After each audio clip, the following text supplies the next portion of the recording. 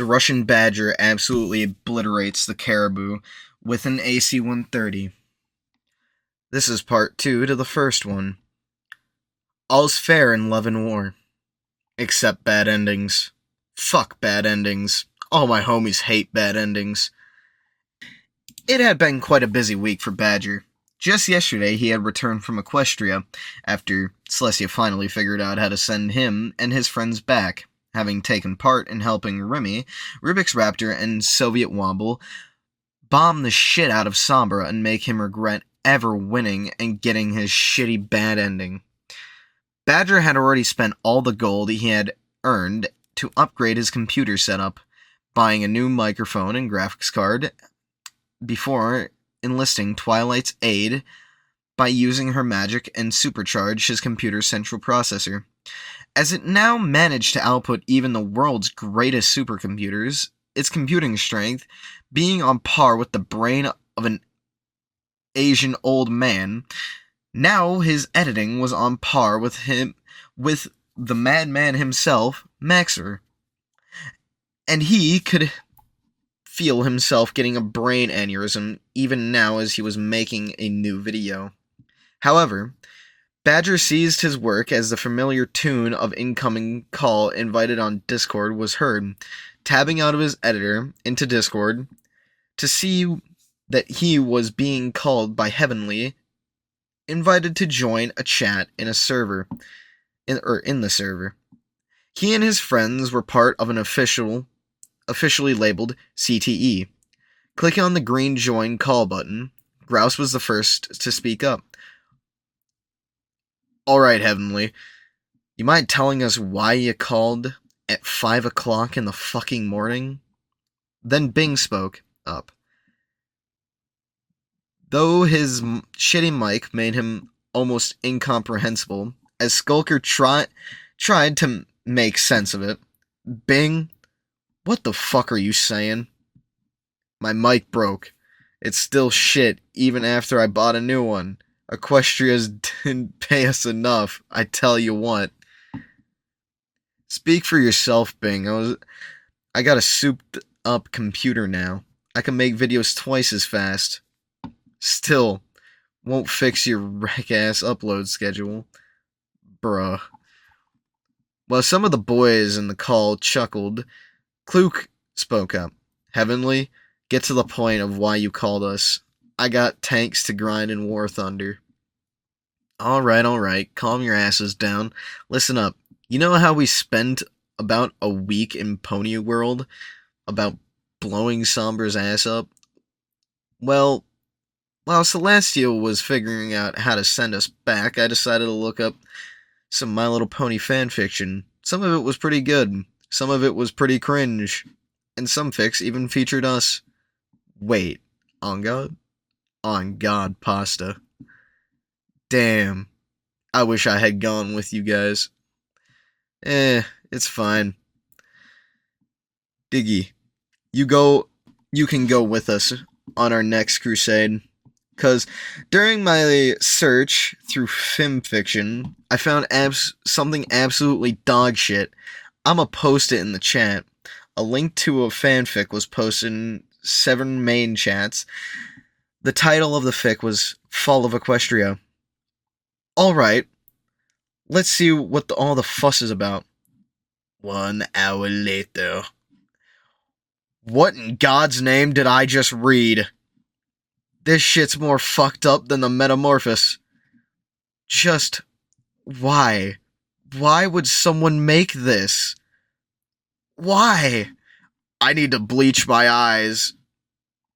Badger, we gotta undo this shit. Agreed. Diggy, get the AC-130 ready for flight.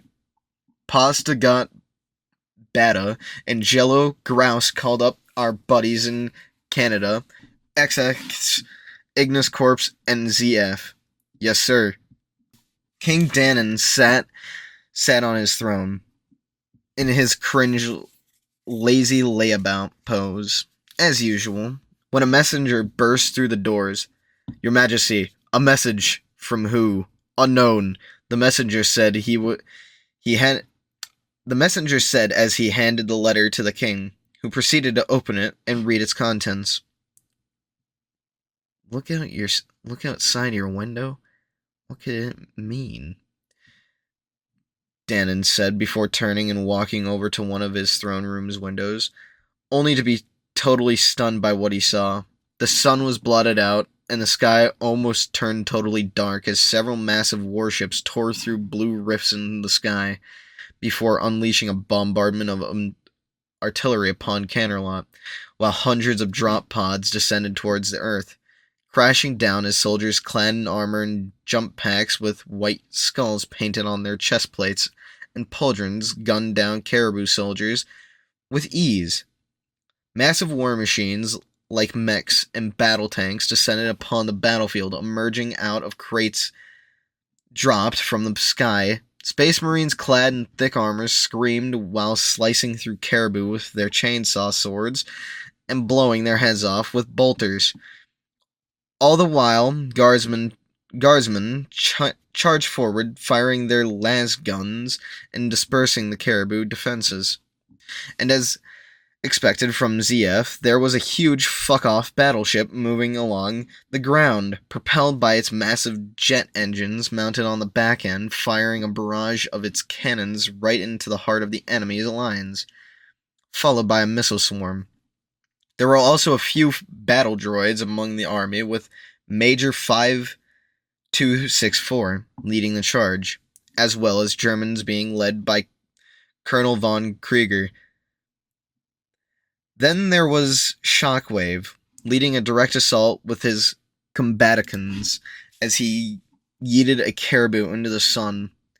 Dannon was particularly shitting his pants in terror until he looked up to see the shadowy form of an AC-130 flying through the air, appearing like an angel of death and vengeance before a hail of 125mm Gatling bullets rained down on Dannon, barely managing to escape the throne room as it collapsed behind him.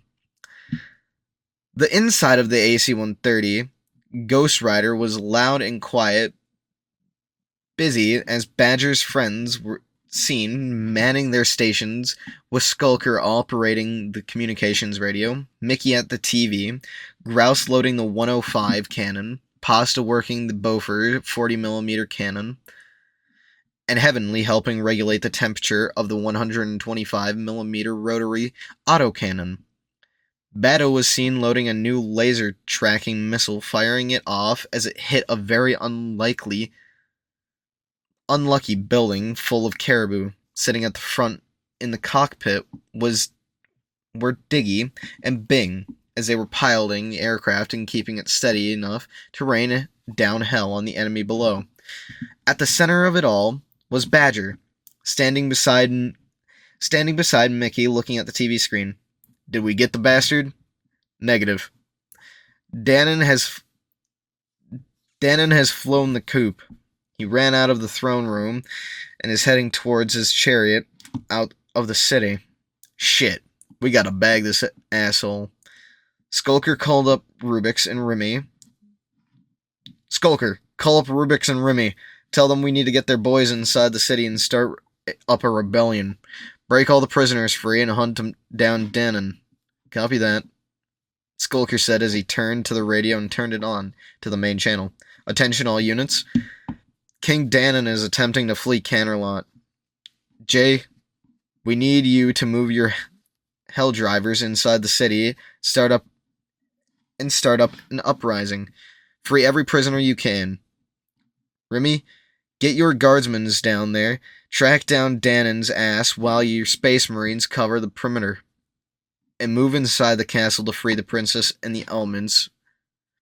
Wumble, keep bombing the Caribou until there's nothing left but a crater, but watch out for hitting civilians.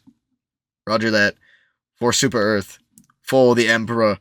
For, what do we fight for, Cyanide? Money. Yes, for money. The streets of Canterlot became a battlefield, as chopper gunners unleashed a barrage of missiles and Gatling fire, gunning down Caribou while Space Marines charged forward and mowed down Caribou with their bolters. Hell Drivers and Death Corps of Krieg beat Caribou to death with shovels and some ZF soldiers kept kicking the Caribous in the balls.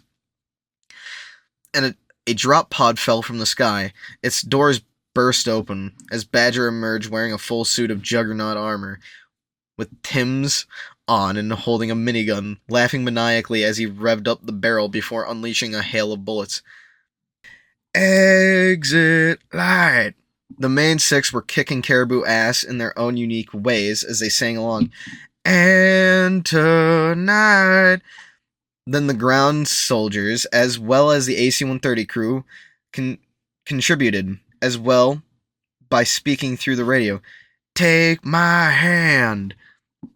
Rubik's, Remy, and Wardroom chimed in while they were busy operating a massive fucking Titan.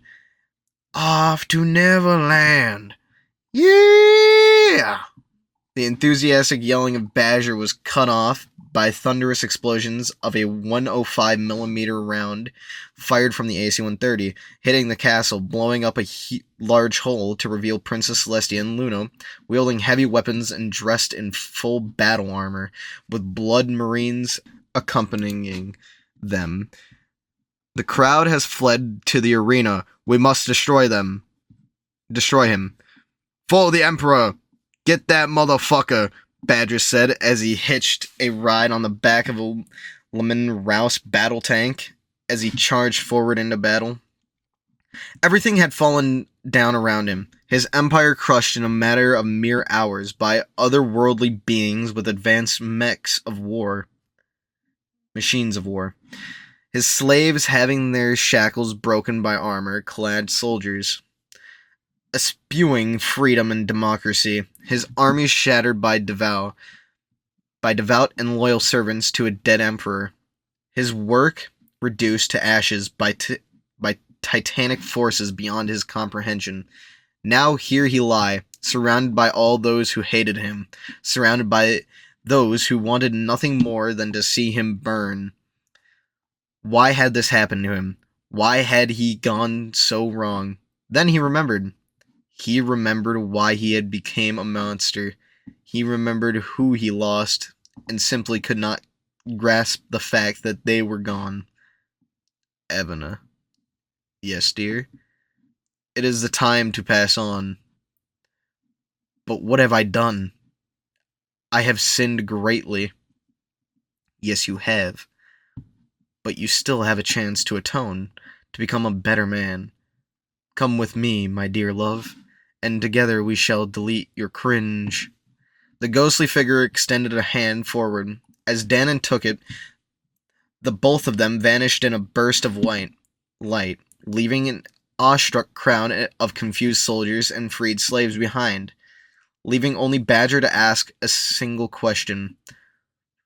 Where would we all would probably expect one to ask in this situation? What the fuck just happened? Aye, Badger. We just discovered something called zebradom. Wanted to go beat their ass? Did ye get the nuke? Stalin was sitting at his computer before he turned to you. Yes, you, the reader. Get yo ass over here.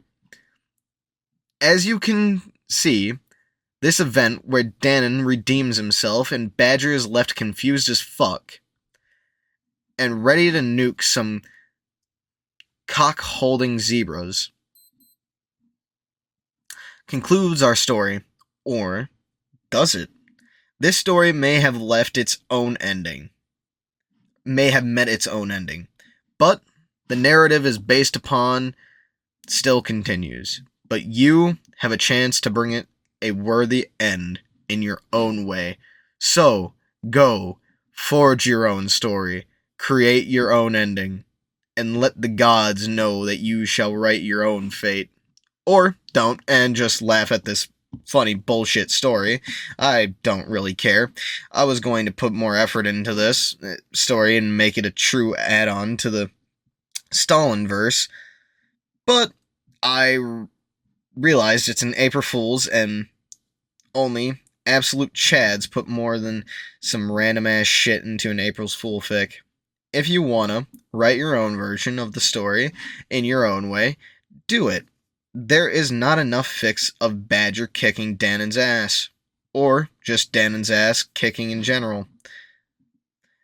Anyways, I'm Stalin, and you just read a whack shit post.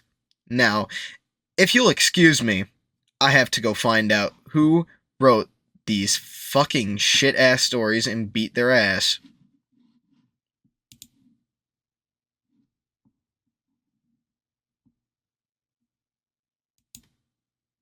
Well, that was something. At the end, not something I added on. It was part of the story, so yes. If you really want to, go ahead and do that, as the story says. I'm not gonna stop you. They're not gonna stop you. If someone does, punch them in the face, I guess. I don't know. I'm not saying anything violent, YouTube. It's a joke. But other than that, I was going to do another, chapter of questionable ethics, but I saved a take, and it was terrible. I didn't go through it, I missed it, and yeah, I'm going to have to do that one probably tomorrow, maybe a day after this. But I will get another questionable ethics out soon. Soon. So, that's all I got.